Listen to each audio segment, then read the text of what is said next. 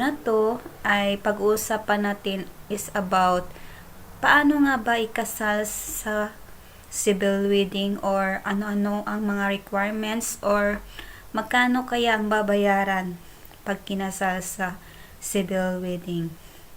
So guys, kasi maraming mga kaibigan ko nagtatanong at syempre marami pang mga walang ideas kung paano or ano-anong mga requirements ang kailangan para sa civil wedding. So, ayun guys, nung last year, kinasal ako sa civil wedding. So, ang mga requirements na kailangan nila ay pag-usapan muna natin yung mga requirements. Una-una, so, bali kasi ako, foreigner kasi yung partner ko. So, pag-usapan muna yung sa akin. Una-una, yung hiningi, ang requirements ay yung birth certificate. After ng birth certificate, kumuha din ako ng sinumar, tsaka yung sidula, tsaka kumuha na rin ako ng NBI kahit kailangan din kasi ng NBI. So, bali yun. Birth certificate, sidula, sinumar, tsaka kinunan ko na din yung asawa ko ng sinumar sa Pinas kasi malalaman doon kung marriage ba siya or ikinaksal na siya sa Pinas or hindi pa. So, bali kinunan ko na rin siya doon. So, bali sa partner ko, dahil nga foreigner siya, so kailangan niya ng legal capacity na to marry.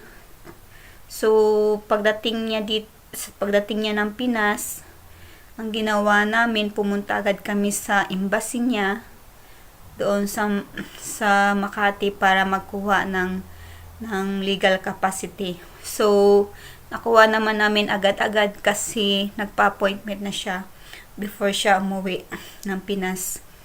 So, ayun nga, nagdala din siya ng birth certificate. So, ang birth certificate niya ay naka-translate sa English kasi hindi sila English eh. Kailangan may translation. So, yun, naka-translate na yung birth certificate niya. Tapos, may legal capacity na rin siya. Tapos, ano pa ba yun? Yung sa akin din, kailangan ko rin siya ng barangay clearance.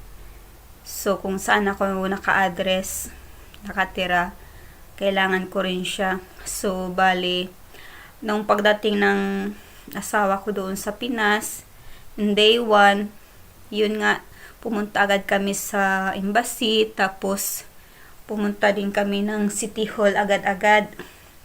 So, doon sa City Hall, kasi kailangan namin ng appointment or mag-apply na ng marriage license.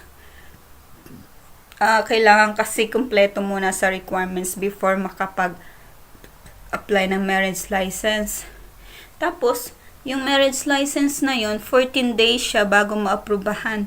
In 14 days na yun, saka ka palang makapag-set ng kasal in 14 days na yun.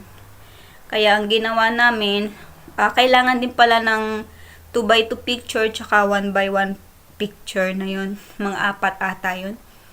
4. So, yun. Yun yung ginawa namin. So, in day 1, nagpunta na agad kami sa City Hall. Ayos na, dala-dala na yung lahat ng requirements namin. Kumpletong requirements. Tapos,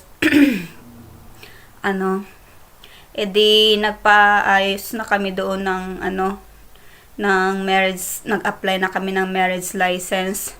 Tapos, hindi na namin kailangan ng seminar kasi ano na daw kami, nasa right age na daw kami. Hindi na namin kailangan ng seminar na yon.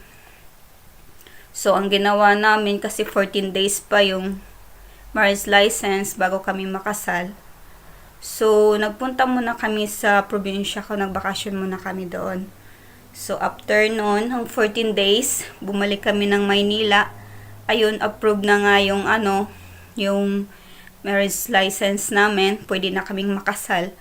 So, kinaumagahan, nagpaset agad kami ng appointment kasi nagra-rush yung asawa ko kasi gusto niya makasabay ako sa kanya pagpunta sa bansa niya.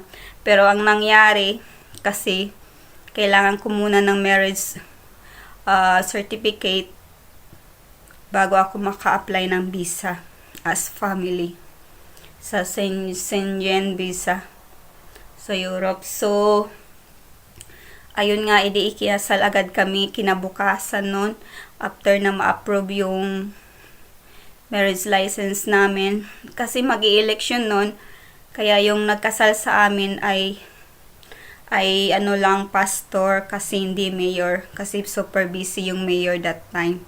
So, yung pastor yung nagkasal sa amin. So, bali, ang binayaran namin sa pastor ay mga 4,500. Yung kay pastor lang yun siya.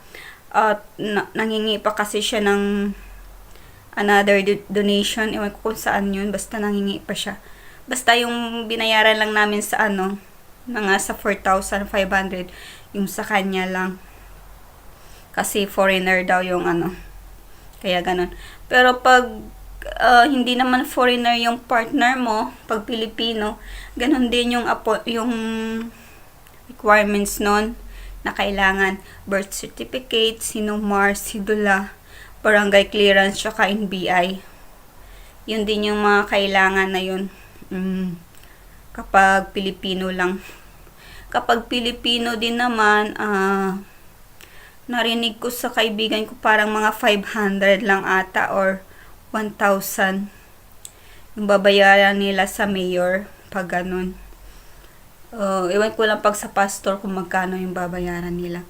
Pero narinig ko kasi sa kaibigan ko, ay sabi kasi ng kaibigan ko mga ganun lang, 500 to 1,000 yata yung gastos nila. So, sobrang tipid talaga pag sa civil wedding kayo. Kasi imbis gagamitin nyo sa bongga-bongga yung pera, gagamitin nyo na lang sa bakasyon nyo, sa honeymoon nyo. So, ayun. Tapos, after namin ng kasal, yung kainan namin sa Chowking na din para super tipid din, di ba?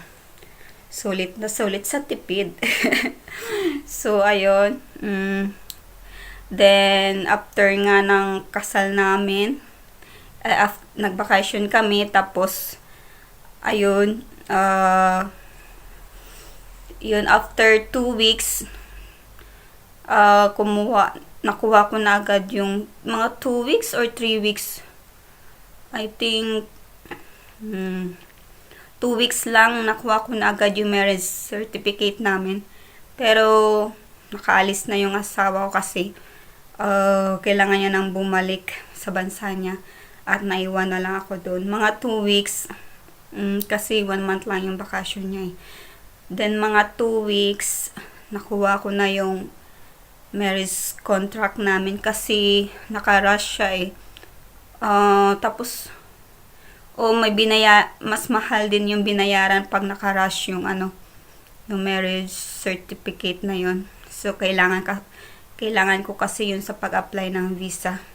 So, bali, nag-apply ako ng visa, puntang Europe, mga lang siya.